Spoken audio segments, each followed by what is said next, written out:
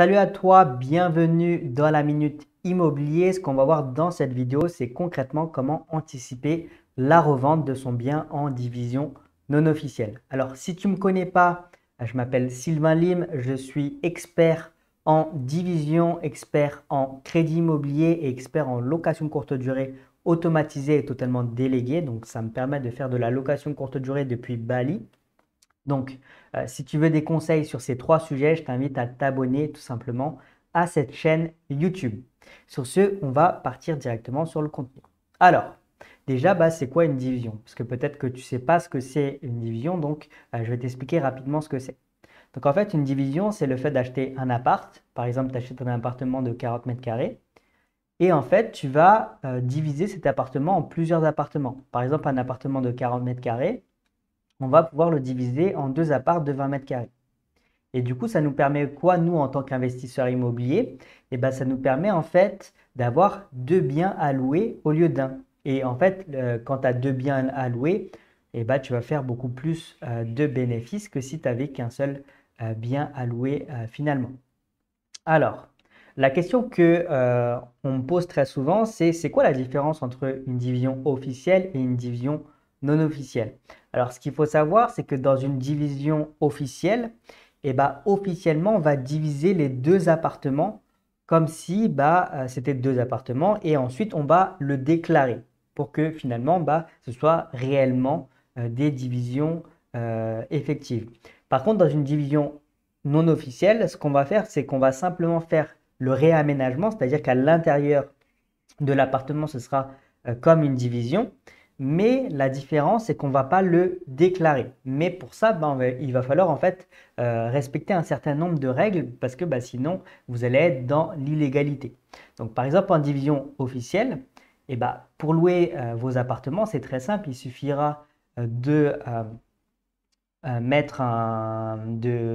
présenter finalement des baux de location à vos locataires normaux. Donc là, vous voyez un baux de location meublé, un baux de location meublé aussi. Mais par contre, en division non officielle, comme ce n'est pas officiellement deux appartements, mais un seul, puisque vous avez simplement fait un réaménagement à l'intérieur, mais officiellement, c'est qu'un seul appartement, et vous n'allez pas pouvoir faire des baux normaux. Ce que vous allez devoir faire, en fait, c'est des baux de colocation, comme celui-ci. Pourquoi? Parce que lorsque vous présentez un bail de colocation, vous ne considérez pas l'appartement comme plusieurs appartements, mais comme un seul. Et au final, en fait, ça revient au même par rapport à ça.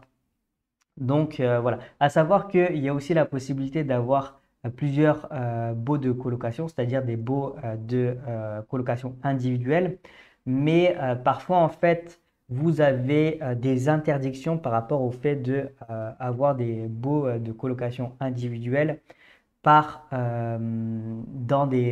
le règlement de vos copropriétés.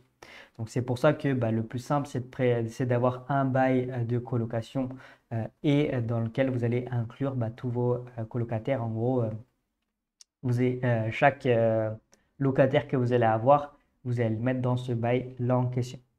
Alors, la question qu'on me pose souvent, c'est au niveau de la revente, comment ça se passe? Parce que officiellement, moi j'ai divisé en fait l'intérieur de mon appartement, mais si jamais j'ai des problèmes, si jamais au niveau de à la revente, on m'embête parce que j'ai fait cette division au final et que je ne l'ai pas déclaré, c'est très simple.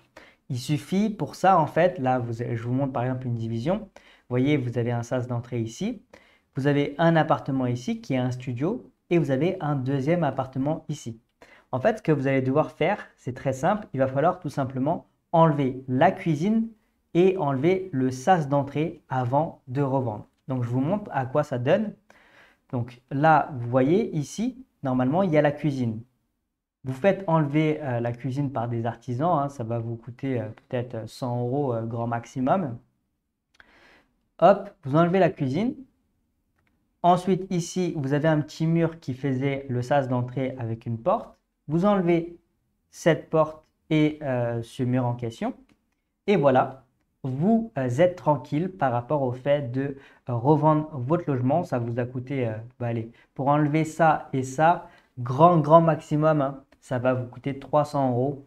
Et 300 euros, c'est rien dans la mesure où vous allez revendre votre bien à des prix qui sont au-delà des 100 000 euros en règle générale. Donc voilà. Donc vous voyez, vous allez pouvoir du coup revendre votre bien en tant qu'un seul appartement lorsque vous faites une division non officielle, là par exemple. Et vous voyez, vous avez plus en fait cette problématique de revente parce que là, ce sera plus du tout considéré comme une division dans la mesure où en fait vous avez plus les deux cuisines. Ensuite, si jamais en fait le notaire il vous posait la question, mais pourquoi est-ce que vous avez créé une nouvelle salle de bain? Pourquoi vous avez deux salles de bain?